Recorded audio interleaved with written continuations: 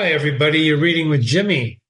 This is Jimmy, and we're going to be interpreting and giving a summary and background of To Build a Fire. So, what happened in this story by Jack London? Before I do that, I wanted to refer to an email that I received. We get emails whenever we cover stories, and it's always good. Keep them coming. Jimmy at readingwithjimmy.com. But this one I wanted to call attention to that said this. Jimmy, I don't consider To Build a Fire a classic.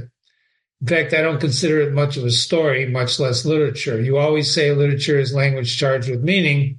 So what's the big deal about a guy dying in the wilderness? Sorry, but you lost me. Well, everyone is entitled to their opinion, aren't they? We read these stories that I consider classics, not just because I consider its literature as language charged with meaning, but to learn how other people lead their lives and how to lead our own. And that's why To Build a Fire is the perfect classic to do that. It's a story about a man who thought that he knew better. And isn't that the truth about all of us, right? We've all felt that we know better every now and then, don't we? The word hubris is an interesting word. I want you to think about that. Look it up, Hubris, hubris. You may hear it in conversation sometimes. You may also hear pride cometh before the fall. Hubris is exaggerated pride or self-confidence. Hubris, you're full of yourself. And that usually happens when you don't listen to others, but you only listen to yourself. And when you only listen to yourself, your hubris is showing, right? Wow, he has hubris. Look at it. He's cocky. Well, you have to watch someone for a long time in order to understand if it's true hubris or if he's just spouting or she's spouting or whatever. But in this case of a story, a classic story like To Build a Fire, that's what this guy's got. He thinks he knew better than the old timer from Sulphur Creek. In my own life, in Jimmy's own life, when things go south, and they go south a lot, I always start by asking myself, what's wrong with me? What did I do wrong? And I'll give you a hint, ladies and gentlemen. If you start with that question, when things go south, what did I do wrong? Generally, you're going to find out the truth about what went wrong, including your own mistake, and hopefully before it's too late, before you can rectify it. But that's not what this story is about rectifying mistakes. This story is about listening to good advice, which we're going to talk about in this interpretation. So when you assess situations in deciding what to do, you have to take into account, unfortunately, everything. And unfortunately, you don't know everything. You can't know everything. There's only one person I know that knows everything. And some people don't even believe in that person. In any case, the more you know, the more free you are. The more free you are, the better decisions you're going to make. If you're limited only to knowing X, for example, you'll never know that there's a Y. Knowledge is comparison. So you want to always learn. You have to be a learning machine. You have to be a lifelong learner. You have to absorb things like a sponge. And as you start to do that, the more you know, the more you realize what you really don't know. That's a proven fact. I know a lot, but every day I wake up, I go, I don't know nothing. Because trying to figure out human behavior, very complex. Because people do things for extraordinary reasons. And like this guy in this story, there was no reason for him to leave the trail. I don't want to get ahead of myself. Let me finish reacting to this email. So, while you may not consider this a classic, it is absolutely the perfect story for learning about hubris. He learned from his own experiencing battle the cold, this guy. He learned from the old timer, don't do it alone. Don't go it alone. Don't do things alone. You're in a dangerous country. And yet, he thought he could do it alone, didn't he? Didn't he? There's a section in that story I'll read to you. We'll probably read it again shortly, but the old timer had been very serious in laying. This is after he fell through the ice. He was very adamant that no man must travel alone, after 50 below. And we know it's 75, right? Well, here he was. He had had the accident. He was alone and he saved himself. This is the third person narrator telling us about the man and, quite frankly, the man's hubris. Those old timers were rather womanish, some of them. He thought all a man had to do was to keep his head and he was all right. Any man who was a man could travel alone.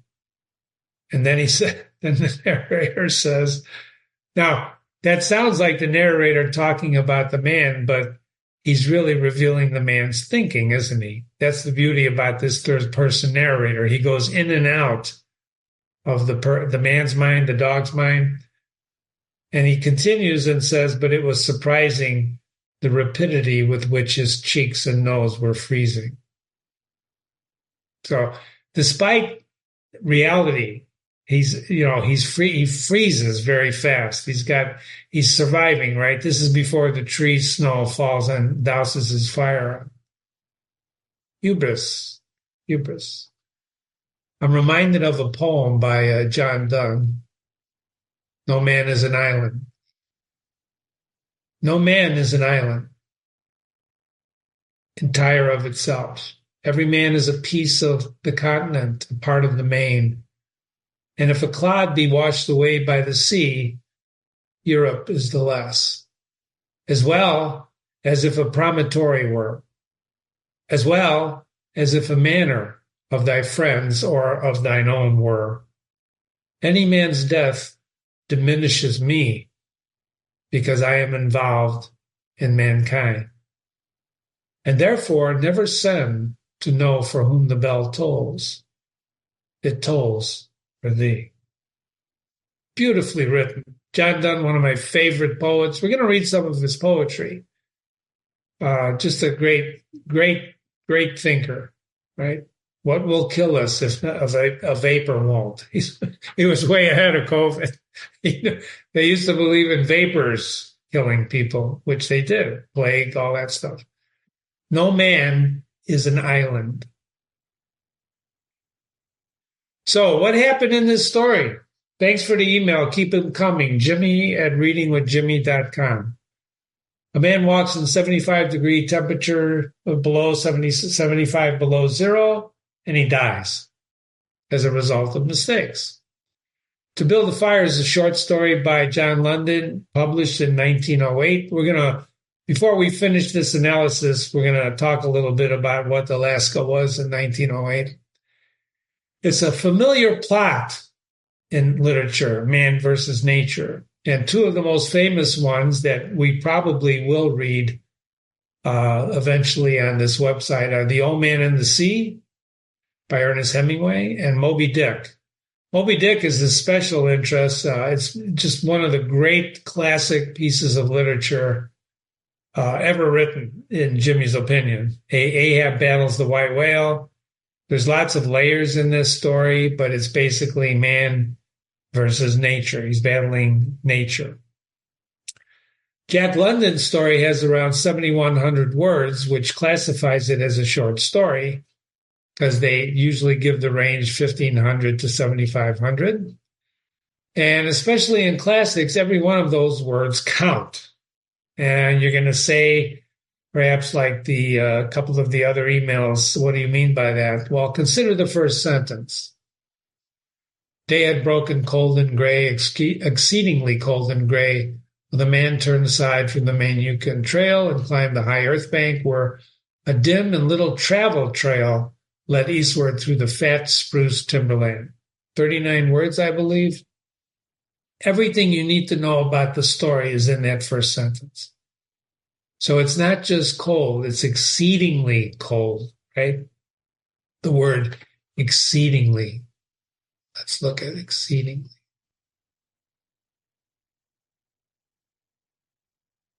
Exceedingly cold. We later find out it's minus 75. The man turned aside, which means he left the trail. He's breaking the advice of the old timer who said never go alone, always go with a companion when it's below 50. The trail is little traveled. Hubris, ladies and gentlemen, right? Besides, he's in the spruces, right? The spruce trees, beautiful Christmas trees, right? Of course, he builds his fire under one of those spruce trees, not thinking, and it kills him. Kills the fire, kills him.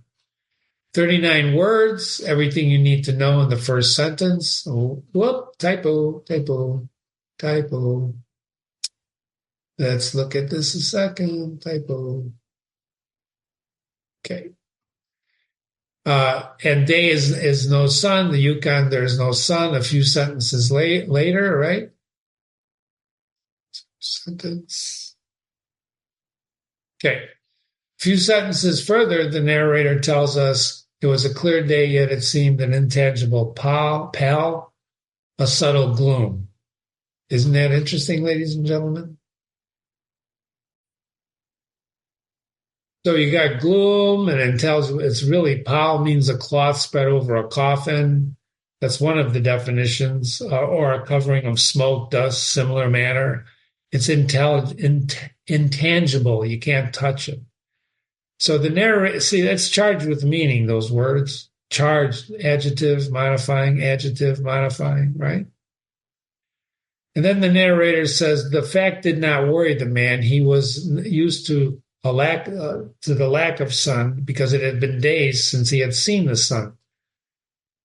Dostoevsky said man gets used to everything. And therein lies one of your problems. If you get used to everything, you think everything is that what you got used to. And that's not necessarily what everything is. You see what I'm saying? If you get used to everything, you think what you're experiencing, everything, it's normal. It may not be normal. To be without the sun, the giver of what? Heat? It's not normal. We need the sun. Oh, yeah, but it gives you skin cancer, Jimmy. Well, of course. Aristotle said anything to excess is not good, right? You want to stay in the middle, the golden mean. But at the same time, the sun is the giver of life on earth. If something happened to the sun, it doesn't matter what you or I think, we're done. We're done. So that's what this man lacks, imagination. He doesn't think about that. The trouble with him was that he was without imagination. The narrator tells us that.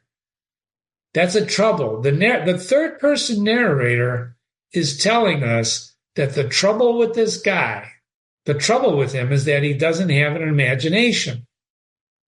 What does that tell you? It means you better have an imagination. You better have one if you don't want to get in trouble.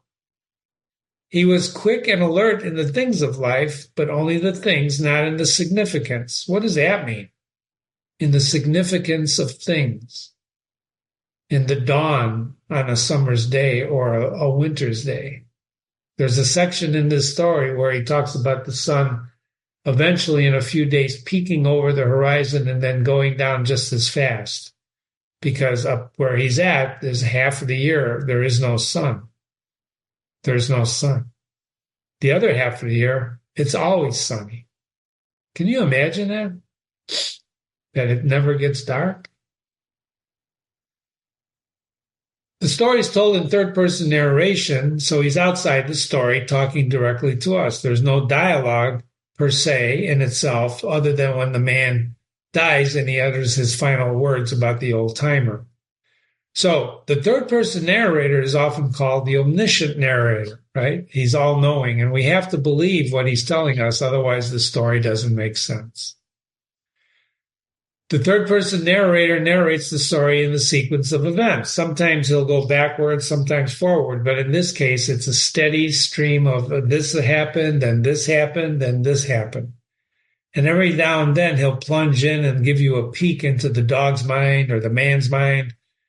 And that's what the third-person narrator is. And all third-person narrators are outside the story, But all third-person narrators are a little bit different. Some give us a little more, some give us a little less.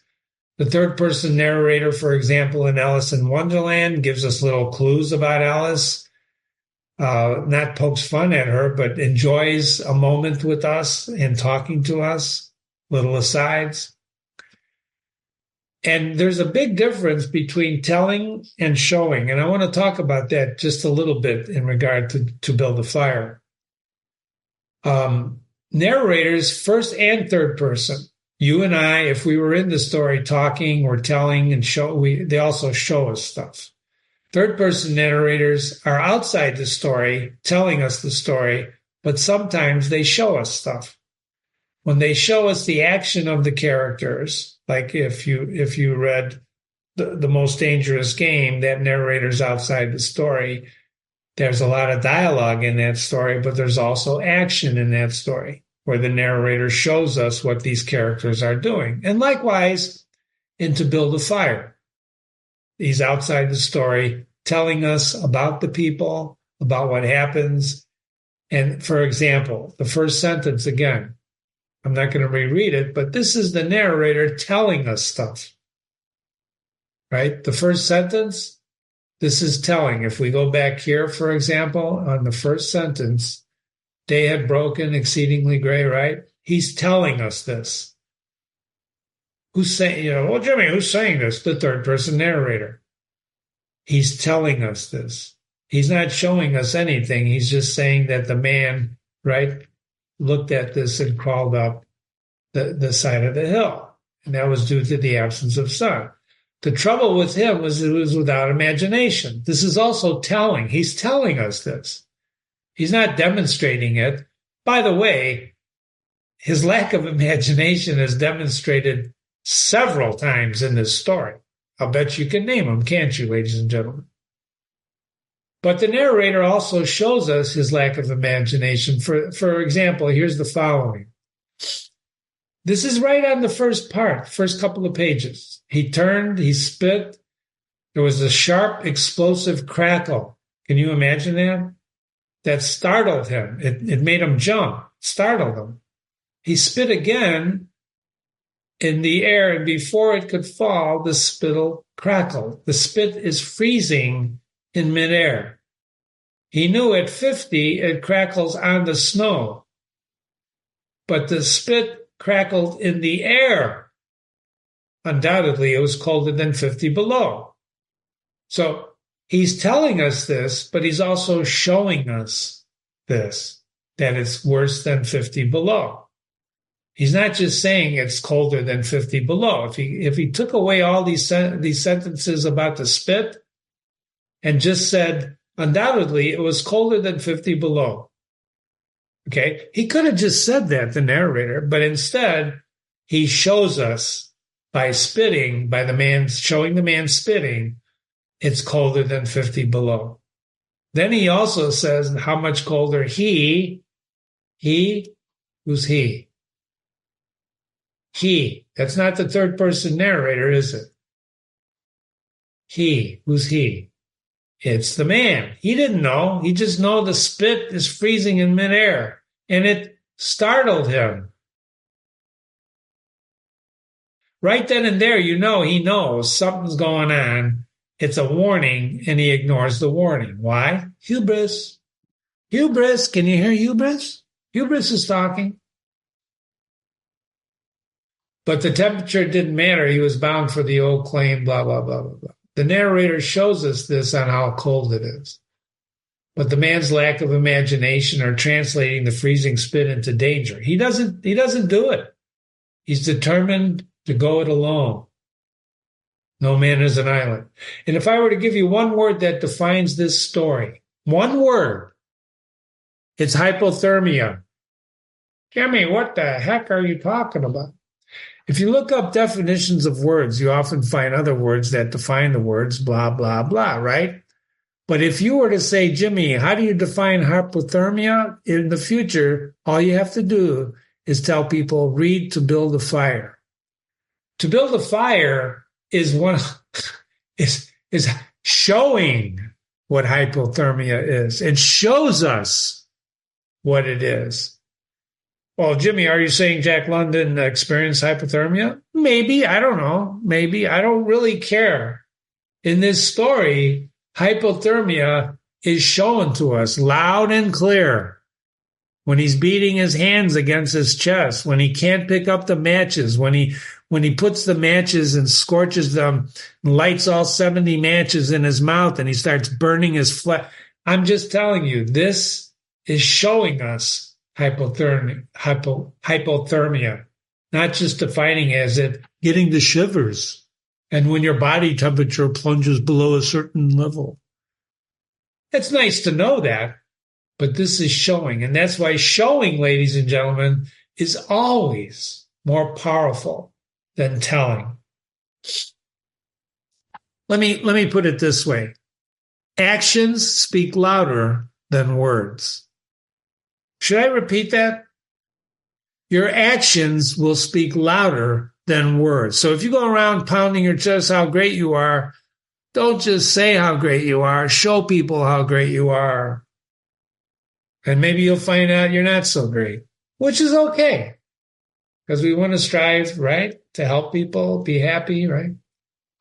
Let's look at the plot. The plot, according to Aristotle, the most important of 6 components of the tragedy, any tragedy, is the plot. You've heard me talk about this. Plots are simple, complex. I think this is a complex plot. It's also a classic because it meets this definition. The plot is unified, clearly displaying a beginning, middle, and an end. See? It's also 3 basic plots that exist in stories. Man versus man versus nature, man versus self. What about man versus other men, Jimmy? It's the same thing. And there's probably 2 of these, 3 of these, all in to build a fire. The man is against himself. He's fighting with himself. He thinks he knows everything. He's fighting with nature, the cold, and man versus man. He's fighting other men. Well, he's fighting memories of men, perhaps the old timer. So this is a man versus nature plot at its essence. It's the most important element, and I believe it's a complex because it has a beginning, a middle, and an end, and it's long enough to represent the course of action, but it doesn't lose our attention. Except for some people who write me emails and they didn't like the story. That's okay. The simple plot, in contrast to the complex plot, does not include a reversal or recognition, right? This does.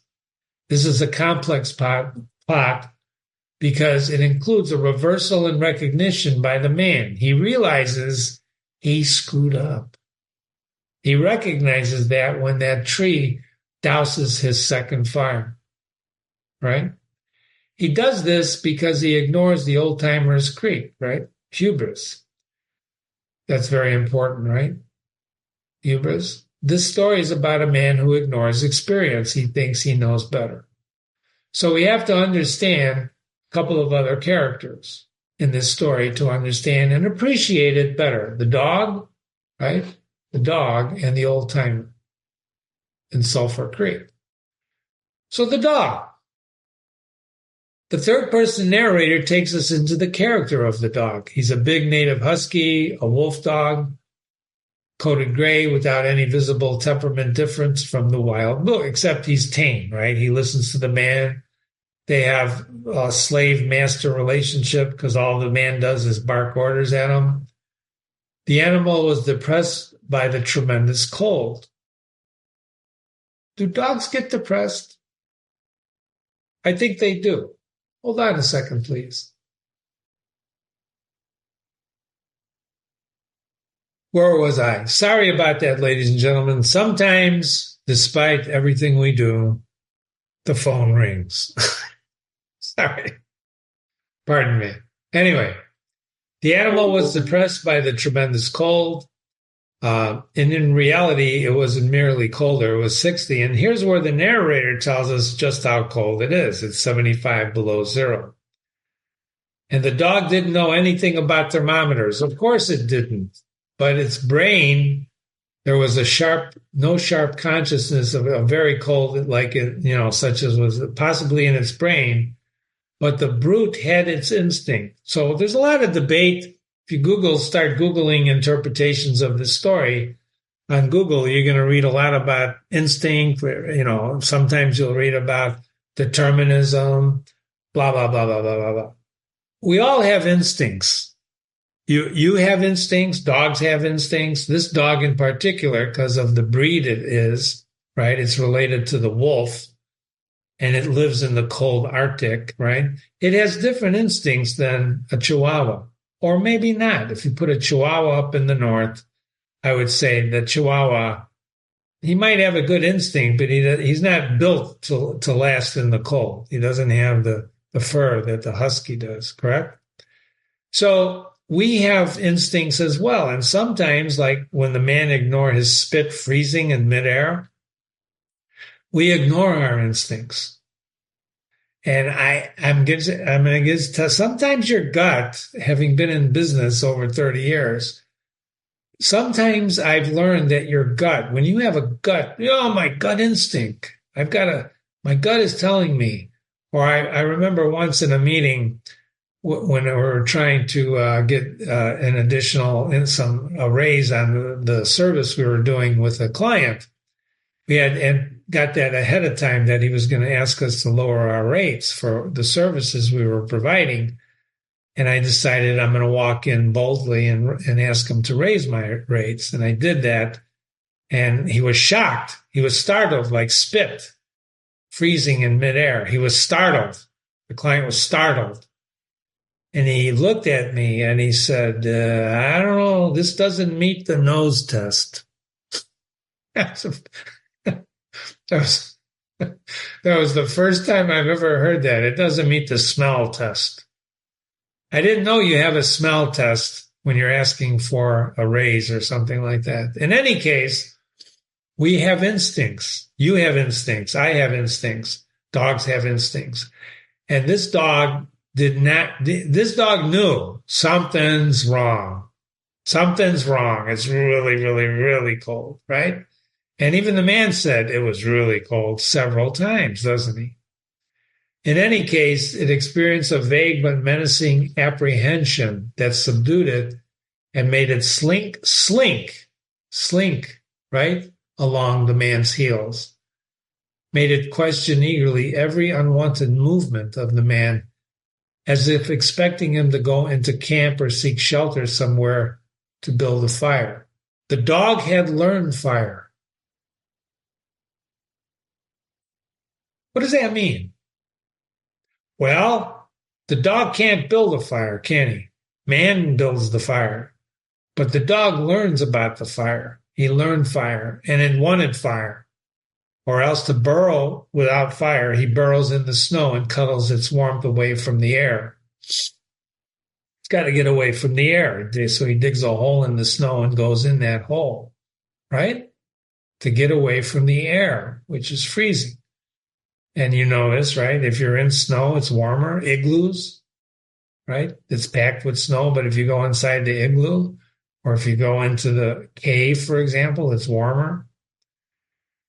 So he shows us the dog as well. And when he fell into the water, as he watches the man trying to build a fire. So he shows us what the dog does when he tries to grab the dog, when he changes his tone to get the dog closer to him so he can, quote unquote, kill the dog. Wanted to kill the dog. And then you got this other character, the old timer, right? We never see that character, but all we hear is the advice from that character. Don't travel alone, blah, blah, blah. And at the end, he actually has to talk to the old timer and says, you were right, old hoss, you were right. So it's an interesting character because every now and then that character, the old timer, pops up into the man's mind and he's reminded of the advice that he totally ignored when he left that trail to go his own way. We're also told there was no keen intimacy between the dog and man. What does that mean? Well, it was like a master-slave relationship. And they traveled, together. He barked orders at the dog. they would put a bunch of these huskies on sleds and drive them like horses while they were on the sled with the man. So the dog, because of this lack of intimacy, there is no loving intimacy between man and dog here. The dog made no effort to communicate his apprehension. So the dog knows something's going on, but he didn't say, sometimes dogs won't go someplace when you want to go, they pull back or whatever. Jimmy doesn't own a dog, but he certainly has observed a lot of dogs in his lifetime. So in any case, the dog follows the man and doesn't want to, but he knows that eventually, hopefully, he's hoping the man will build a fire. Aristotle said that the structure of a plot is that we got a beginning, a middle, and an end. He describes the ideal plot, establishing the characters and sets the stage for action, and a middle that develops the conflict and tension, and then the end that resolves it, provides closure. To build a fire has this structure, meets Aristotle's definition, beginning, middle, end. There's conflict between him and survival, right? And we watch as the man walks, encounters hazards, makes fatal mistakes, and dies. There's a unity of action. Aristotle argues a successful plot should have a single unified theme, a conflict that drives the narrative forward. All events and elements of the plot should contribute to the central theme. What is the theme, you think, ladies and gentlemen, of this story? The conflict we already know. We've told you that. We examined that. It's man versus nature, right? Sometimes man versus himself. But what is the theme? Is it listening to your elders? Because it was the old timer. Yeah. When Jimmy was a kid, my mother would say, don't touch the stove. You'll burn yourself. He'd say, why? Because you'll burn yourself. Well, he had to burn himself, and then he stopped playing with the stove. Be prepared. The scouts used to have be prepared, be prepared. Is that the theme? Be prepared for anything. Don't go it alone. Is that the theme? Watch your hubris. Is that the theme? What is the theme? Email me, jimmy@readingwithjimmy.com. What do you think it is? The reason it's a classic, ladies and gentlemen, is because there's multiple themes, just like in any classic piece of literature. There's lots of themes floating around here, lots of things you can walk away with. Jimmy saw an essay just the other day when he was Googling, about this story, trying to understand what you're going to find when you Google about this story. Somebody wrote about existentialism in this story. This is an existential story, man alone. I don't know if that's true. I know he's alone, but I don't know if that's existentialism. You have to look up the definition and decide for yourself. Jimmy doesn't think so. Plot always involves character development who undergo change and growth. Does that happen here? Is that true? Does the man change? Does that man change? I think he does. Of course, he changes. It's too late. That's not to say that he got imagination when he realized he's going to die, but he did realize he screwed up by going alone. He realizes that just before he dies, that he should have listened to the old timer in confronting nature, right? So he does change. There's a reversal, a recognition, and then he dies. Google has a new AI tool. What does that mean? Well, if you Google something, sometimes Google's AI tool will answer it. So I Googled, why is it so hard? Why is it so hard to listen to advice? When people give us advice, sometimes we just don't listen to them, do we? Why is it so hard? And this is what Google told me. Google's so smart. I'm kidding. There are many reasons why it's difficult to listen to advice, unsolicited advice. Do you know anybody who gives you unsolicited advice? I do. Let me tell you about this. let me give you a piece of advice. Many people perceive unsolicited advice as a sign of lack of confidence in their own judgment. Is that what the old timer from Sulphur Creek was doing? Was he giving the man unsolicited advice? Well, even if it was unsolicited, it's pretty damn good advice. Would you agree with that? Fear. People may be afraid of looking bad or incompetent in the eyes of others. So they don't listen to advice. I don't want to listen to you because I don't want to look stupid. You remember that question I asked you when we were analyzing this story? Is he stupid? What is stupid? We should look that up and someday have a lecture on stupid, right? What is stupid? I would say he's stupid because he's full of hubris and he doesn't listen to good advice when he hears it. In fact, he doesn't know the difference between good and bad advice because he's full of himself. That's what happens, ladies and gentlemen. You get full of yourself and you can't recognize good from bad advice. The old timer was giving him very, very good advice, but he didn't listen to it. And we know why he didn't listen to it, right? We'll see that down here, right? He was serious. Sometimes, yeah, he defeated it. He was alone and he had saved himself. He believes he saved himself. The old timer was a woman, right? That's what he's saying. Stubbornness. People may want to do things their own way, even if it's not working. Ladies and gentlemen, there's hubris for you. Hubris. Being too close to the problem. People may be too close to their own problems, which clouds their judgment. I don't know if he even knew he had a problem. Why? Because he lacked imagination. Ladies and gentlemen, I'm going to make a bold statement, okay? And you may disagree with me, and you feel free to email me. If you spit and your spit froze on the way down to the ground, would you agree you got a problem?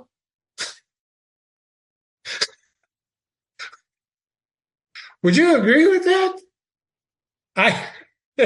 I'm telling you right now, if I spit and my spit froze on the way down to the ground, and I don't spit, spitting is really raunchy, but if I spit, I know, I know, he's chewing tobacco, Jimmy. If I spit and it froze halfway through the ground, halfway down to the ground, didn't hit the ground, it froze in midair, I'm going to just tell you right now, there's a problem. You can't be too close to that problem. Can you? Sorry. Other factors. People may not see the value in the advice if their ambitions are different or if they've already decided on a course of action. Well, that's why you really, before you pull that trigger, you better be careful before you make that decision. Or distractions. The average human has an 8-second attention span, and electronic distractions can make it difficult to listen attentively. Well, he's in the Yukon. He's not listening. I think we can overrule distractions, right? So these are excellent reasons why it's hard to listen to advice. Financial advisors are interesting. Hopefully you're investing, right? And you're listening to people give advice. I always like to listen to advice. I don't necessarily take it. Sometimes I do, sometimes I don't.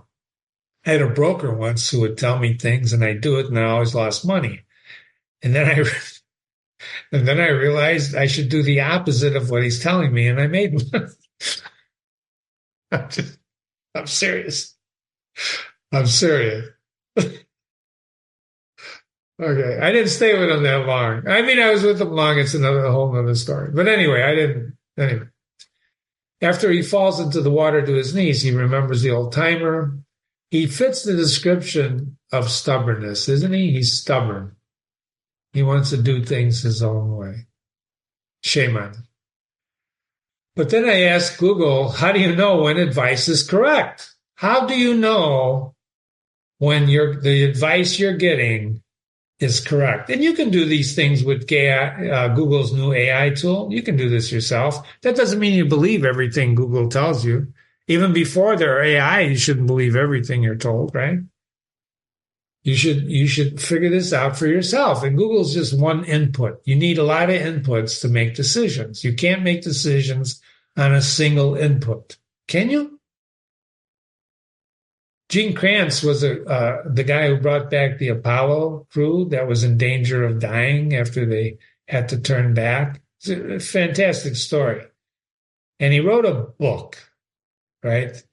And it was about failure, right? Failure is not an option. I recommend you read that book by Gene Kranz, Krinz. Failure is not an option. And he was flight control. And one of the rules that he was taught by his mentors when he came to flight control is that if you don't know what to do, don't do anything. Why is that? Well, because if you do something and you don't know what the hell you're doing, you're going to kill people. And that advice is sound advice, is basically, that's an advice you don't need really. That's a good piece of advice. If you don't know what to do, don't do anything. Well, Jimmy, that's not true. If you're in a strategic situation and you have to do something, you've got to do something. You've got to make a decision. Well, of course, there are situations where doing nothing is the wrong thing. But we're talking about a specific instance in flight control. We're also talking about decisions that have life-death consequences, just like this guy to build a fire. It was a life-death decision he made when he left that trail. Life-death, his life. And you don't know what in your life, when you make decisions, you turn left instead of right. You don't know. You pop a light ahead of time. You don't know. You don't know. Do you know? You just have to be cautious, careful, and you have to think things through. And the rule, don't do anything if you don't know what to do, is a good rule. It's not like the rule. There's only two things in nature I know that are constant: speed of light, and Planck's constant. You can look those things up. They don't change. Everything else changes. These are variables, ladies and gentlemen. And remember what I told you: the more you know, the more freedom you have, and the more free you are, the better you're going to make the better decisions.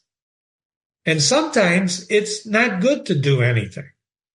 You have to wait. Timing in business, I'm telling you right now, timing in business is more important than anything you can imagine. What do you mean, Jimmy? Well, this is not a business course, but timing your move in business, just like in chess, the timing of a move is more important sometimes than what the move is. But this is not the time for it. Google said, how do you know when the advice, is correct or not? Consider the source. Well, in the story, the old timer in Sulphur Creek, he was the source, right? He's an expert. Why is he an expert? Well, he's lived a long time. Yeah, he's an expert. He became old in these harsh conditions. Relevance. Consider the advice if it's relevant to you, especially if it comes from someone with a different background than you. If the advice, how do you know it's relevant to you? Do you know what's relevant to you? Well, Jimmy, it depends on what the hell I'm doing at the time, isn't it? Well, yeah, that's true. But how do you know it's relevant? You really don't, do you? You have to trust. Trust is a large part of this story. Trust. Trust. He didn't trust the old timer's advice. Why? Well, he just didn't trust it. And that led to his death. What is trust? I should have put that in here. Let me do that. Let me do that right now. Right? What is trust? What is trust? Sometimes my wife says, why do you trust people so much? I don't know how to trust 80%. How do you trust? I only trust him 80%. You either do or you don't. You trust or you don't. And to give someone your trust, to me, that's the highest value you can do. It's an honor to gain trust from people, isn't it? And to give trust. So obviously, this man did not trust the old timer from Sulphur Creek. He just didn't trust him. Didn't believe him. full of doo-doo, full of crap. I don't believe you. Look, I'm alone. I survived. Of course, he doesn't, right? So trust is very important in terms of advice, isn't it? Consistency. What does that mean? Consistency. Well, try to get advice from multiple experts, right? We want to get advice from multiple experts on the same topic and look for patterns and commonalities. See, even Google tells you you got to get multiple sources. Good advice will be validated multiple times, maybe. Unless you're Galileo. Galileo, we talked about this in the Diary of a Madman.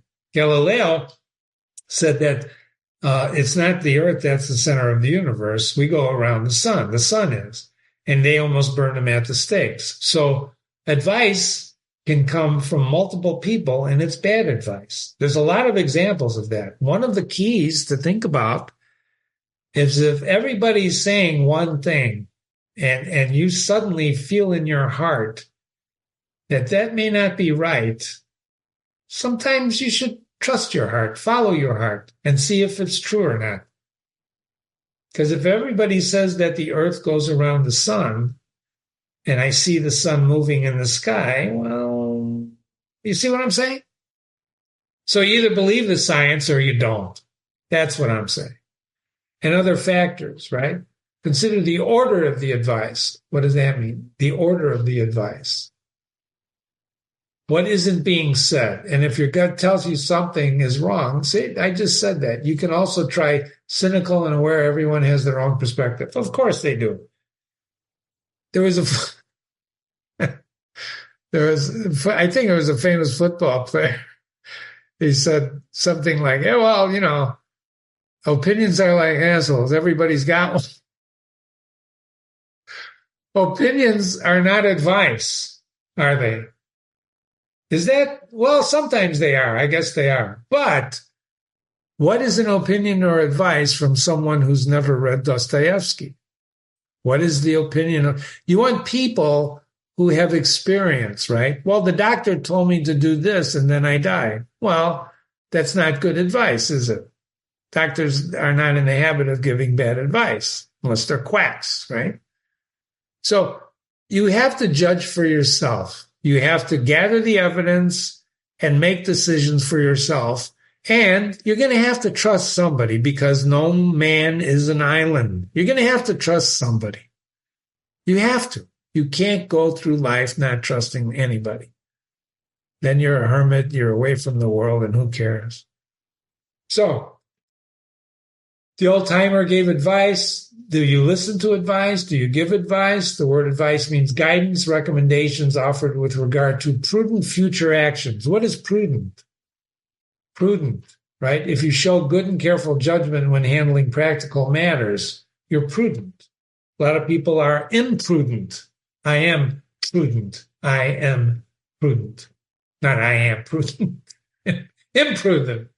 Imprudent. Likewise, a wise and well thought out decision or action can be called prudent. Guidance that's practical might be a good way to look at this, and while certainly fits the old timer what was telling him about cold in the Yukon, it's practical advice. He's being prudent. It's prudent advice. Be prudent. Don't go alone when it's 50 degrees below or more zero in the Yukon. The Scouts have a motto, be prepared. They used to have the motto, and that's good advice. Causality. Aristotle says that successful plots should be connected causally, by cause and effect, right? To build a fire meets this criteria. Each event from the time he leaves the main trail to build the fire and dies is in a logical sequence of events. It's logical. He didn't trust the old timer's advice, goes out alone, makes a mistake, and dies. Reversal recognition, we talked about this. He does it. The man has recognition after the third person narrator tells us his mistake of building a fire under the tree. The man was shocked. It was as though he heard his own death sentence. That is an interesting concept, right? We're all gonna die. Some movies tell you it's just a matter of how you die, right? We're all gonna die. It's unfortunate, but that's the cycle of life.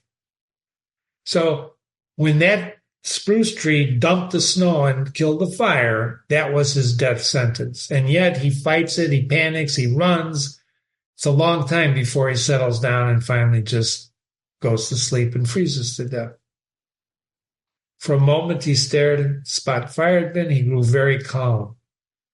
Maybe the old timer was right. If he had a trail mate, the trail mate could have built the fire. But he didn't. And it's a sad story. A note on the Yukon in 1908. I'm not going to belabor this. I'll leave it up here and just touch on it. Rugged, remote territory. Klondike gold rush began in 1896, but in 2008, the gold rush largely subsided. It's dramatic landscapes. You've seen this in shows now on streaming video, on nature. Just beautiful, beautiful, right? Of course, if you have no imagination, you don't know what the hell I'm talking about. But it is. It's dramatic landscapes, forests, mountains, rivers. The climate is subarctic, long, harsh winters. 1908, the territory's infrastructure was minimal, very few roads, riverboats, etc. Population of the Yukon, 1908, was small. Indigenous people, settlers, miners, traders. Indigenous people, the Eskimos, lived in the region for thousands of years. They knew cold. They knew how to handle the cold. They built those igloos, didn't they? Well-established ways of life and adapted to the harsh environment. Man gets used to everything. But the arrival of the gold seekers had a significant impact on their communities. It did. It devastated them. Just like anytime people are, quote unquote, invaded by other people, things change, right? We're not here to judge. We're not here to talk about that. So daily life was demanding and harsh. Not a long lifespan up in there. You've been reading with Jimmy. This was an analysis, including addition of the word trust, to Build a Fire by Jack London, one of the great pieces of literature to watch how other people lead their lives and how to lead our own. Are you done with hubris? Are you done with hubris? What is hubris? What is advice? Have you taken some good advice? The only advice I can give you, surround yourself with the classics. Why? Life is short, isn't it? Should I repeat that? Life is short. You know what a metronome is, right? Metronome, tick, tick, keeps time. If you're a musician, it's later than you think. Thanks for reading. Jimmy at readingwithjimmy.com. Jimmy at readingwithjimmy.com. Hope to hear from you soon. Have a great day. Learn. Keep learning.